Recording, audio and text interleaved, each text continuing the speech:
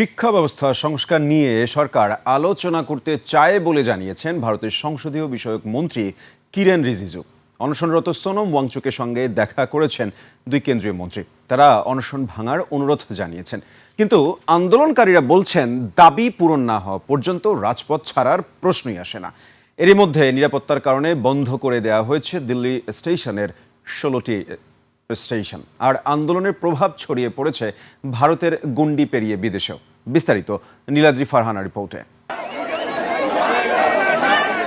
NEET প্রশ্ন ফাঁসের অভিযোগে কেন্দ্রীয় শিক্ষামন্ত্রী ধর্মেন্দ্র প্রধানের পদত্যাগ এবং শিক্ষা ব্যবস্থার সংস্কারের দাবিতে দিল্লির যন্তর মন্তরে টানা অবস্থান কর্মসূচি চালিয়ে যাচ্ছে ককরোচ জনতা পার্টি সিজেপি।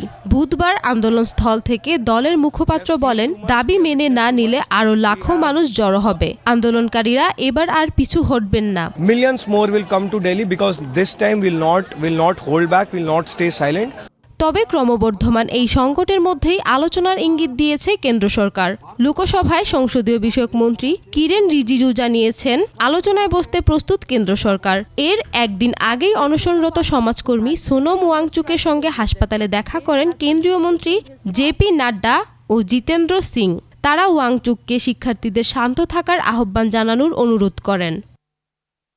ওয়াংচুক বর্তমানে গুরুগ্রামের মুদান্তা হাসপাতালে চিকিৎসাধীন। বুধবার 7 সদস্যের বিরোধী সাংসদের একটি প্রতিনিধি দলও তার সঙ্গে দেখা করে অনশন ভাঙার অনুরোধ জানায়। ধর্মেন্দ্র প্রধানের পদত্যাগের দাবিতে টানা 25 দিন ধরে অনশনে রয়েছেন তিনি।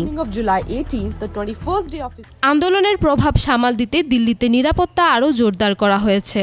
নিরাপত্তার কারণ দেখিয়ে অনির্দিষ্টকালের জন্য বন্ধ ঘোষণা করা হয়েছে দিল্লি মেট্রোর 16টি স্টেশন। ফলে রাজধানীর দৈনন্দিন যাতায়াতে বড় ধরনের ভোগান্তিতে পড়েছে সাধারণ মানুষ।